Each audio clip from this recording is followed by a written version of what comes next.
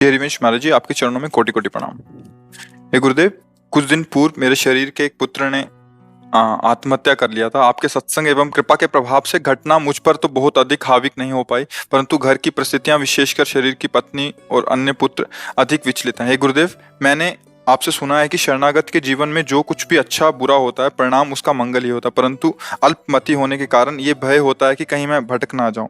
महाराज जी, आपसे करवत प्रार्थना है जिससे श्री जी के चरणों में, मेरे गुरु चरणों में अगाध भक्ति हो, ऐसी आज्ञा करें।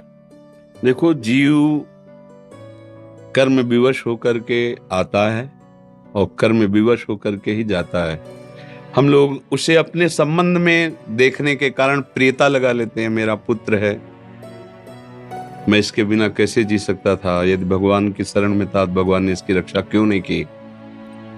हम भगवान की शरण में तो कर्म बंधन भी मिटा सकते थे। ऐसा एक बार भागवत, श्रीमद् भागवत में चित्रकेतु नाम के राजा थे। बहुत सी रानियां थी और उनके कोई संतान नहीं थी और बड़े धर्म से चलते थे।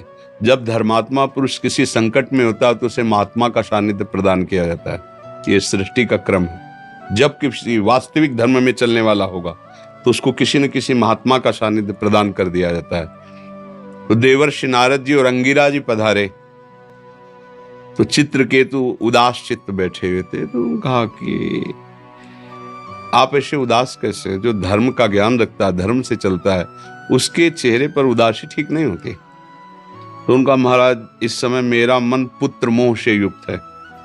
मुझे संतान चाहिए, आपका ज्ञान उपदेश नहीं। संतान मिलेगी तो मेरे को शांति मिलेगी, आपके उपदेश से नहीं। तो मुस्कुरा दिए। ममता रथ सन ज्ञान कहानी व्यर्थ ही जाती है, सिद्धांत है उनका। वैसे राजन, आपके भाग्य में पुत्र सुख है नहीं, पूर्व कर्मानुसार आपको पुत्र सुख नहीं है। तो उनका, अब हम भाग्य की बात नहीं जानते, अब आपको भगवान ने भेजा है, आपको पुत्र देना ही होगा। तो उनका, तथास्तु। सर्व सामर्थ्यशाली महात्मा है, पर आपको हर्ष और शोक दोनों की प्राप्ति होगी। इस शब्द को नहीं समझ पाए और राजी हो गए। कुछ समय बाद बड़ी रानी कीर्ति, श्रुति कीर्ति जो थी, उनसे गर्भ रहा और पुत्र हुआ। अब तो बड़ा आनंद, बड़ा आनंद। जो और रानियां थीं, उन्होंने देखा अब राजा सीधे उसी महल में जाते, क्योंकि पुत्र का उत्साह। और बड़ी रानी तो हर समय, जो समय राजकाज से, वो बड़ी रानी के महल में। अब ईर्ष्या ने वो रूप धारण किया कि सब जो और थी वो सब जल गई। उन्होंने कहा कि क्या उपाय किया जाए? महाराज तो हमारी तरफ मुड़ते भी नहीं, हमारे महलों की तरफ सीधे। बोले, हम सबके बीच में एक ही बाधा है, वो बालक। जब से वो आया तब से, अगर वो, बोले हाँ ठीक, तो एक पर्सनल दासी को तैयार कर लिया, अर्थ आदि का प्रलोभन दे के, और दुग्ध में जहर मिलाकर रानी की अनुपस्थिति में पिला दिया और नवजात शिशु मर गया। रानी जब लौट के आई, देखा शरीर नीला, हाहाकार मच गया। फिर राजा को जब खबर गई तो पछाड़ खा के गिर गए, दौड़ते आए। वो विकल थे, मैं प्राण त्याग दूंगा, अब तो जीवन। उसी समय देवर्षि नारद जी, अंगिरा जी फिर आ गए। तो उनका, महाराज, बोले आपको याद होगा हमने कहा था हर्ष और शोक दोनों प्राप्त होंगे। हर्ष ये पुत्र हुआ और शोक की जीव का इतना ही केवल संस्कार था। बोले, हमें जब होता है ना, अपनापन होता है ना, तो फिर बोले, महाराज हमें ज्ञान एक बार हमें पुत्र से मिला दो, फिर वो चला जाए। बोले, ऐसा? मंत्र बल से युक्त थे, आकर्षण किया, जीवात्मा सामने आई। बोली, बेटा इस शरीर में आ जाओ, एक बार अपने पिता को देख लेने दो। तो ये पिता जानते हो कौन है? वो जी बोला, अरे कई बार मेरी पत्नी बना, कई बार मैं इसका बाप बना, कई बार। वो जब अपना प्रवचन शुरू किया ना, बोले, प्रभु हमें नहीं चाहिए, इसको कह दो चला जाए। ये हम लोग रहस्य नहीं जानते ना कर्म का, इसलिए हम सब दुखी होते हैं। एक दृष्टांत से ही समझ में आता है। दो मित्र थे, वो बंबई गए, व्यापार नौकरी करेंगे। पहले होटल में नौकरी की, धीरे धीरे थोड़ा धन आया, थोड़ा व्यापार करना शुरू किया। ऐसा व्यापार चला कि उन्होंने खुद होटल खोल लिया, बड़ा होटल, लाखों रुपया कमाई दोनों मित्र की। अब एक मित्र ने विचार किया कि एक को अगर मार देते तो पूरे होटल का मालिक मैं हो जाऊंगा। और उसको विश्वास था कि हमारा दोस्त है, उसने जहर मिला दिया, वो मर गया। कुछ दिन बाद वो अपने घर आया तो उन गांव वाले ने पूछा, तो बोले हमारे साथ थोड़ी कर रहे थे, हमारे साथ चले थे पर वो अलग चले गए थे, हमें पता नहीं वो कहाँ चले गए, कैसे रहे। अब तो होटल में खूब पैसा आ रहा, जमीन खरीदी, मकान बनाया, सुंदर ब्याह किया। कुछ समय बाद लड़का पैदा हुआ, उसको अब इतना ऐश्वर्य, खूब पढ़ाना लिखाना, अमेरिका भेजा पढ़ाने के लिए। अब वहां बीमारी शुरू उसको हुई, अब यहां से पैसा शुरू, अमेरिका जाना, बीमारी इतनी बढ़ती चली गई, होटल बिक गया, मकान बिक गया, निजी जमीन जो खरीदी थी वो तो बिकी गई, निजी जमीन बिक गई, आभूषण बिक गए। स्थिति ये हो गई कि खाने को नहीं रह गए। अमेरिका से बुलाया, गोद में रख के रो रहे थे कि अब प्राण के सिवा हमारे पास कुछ नहीं बचा। तो उनका पिताजी, मैं आपसे बात करना चाहता हूँ, माता जी सबको अलग कर दीजिए। अलग किए तो बोले पहचाना, भगवत स्मृति से उसको पहचाना, मैं तुम्हारा वही दोस्त हूं जिसे कोई नहीं जानता, और जहर दिया था, हमारी ही संपत्ति हिस्से से बड़े थे ना, आज मैं तुम्हें सर्वनाश करके जा रहा हूं, मेरा वियोग और संपत्ति का वियोग तुम किसी काम की नहीं। पधार गए। कर्म अवश्यमेव भोक्तव्यम कृतम कर्म। अभी हम आप तिलक लगाए बैठे हैं, लेकिन कल हमने जो किया है, जो फसल बोई है, वो तो काटना पड़ेगा ना। तो हमें धैर्यपूर्वक रहना चाहिए। उस जीव का इतने ही समय तक और ऐसी ही गति होनी थी, और मुझे उसे दुख भोगना था। वो राधा राधा राधा, आगे बढ़ो, ये भगवत मार्ग है, आगे बढ़ो, उसकी चिंता मत करो। जितने समय, ये सरकारी खेल है, जिस ऑफिस में, जिस बंगला में, जिस गाड़ी में जितने मिनट के लिए आदेश है, उसके बाद तुम उसका, तुम्हारी वो गाड़ी नहीं, तुम्हारा बंगला नहीं।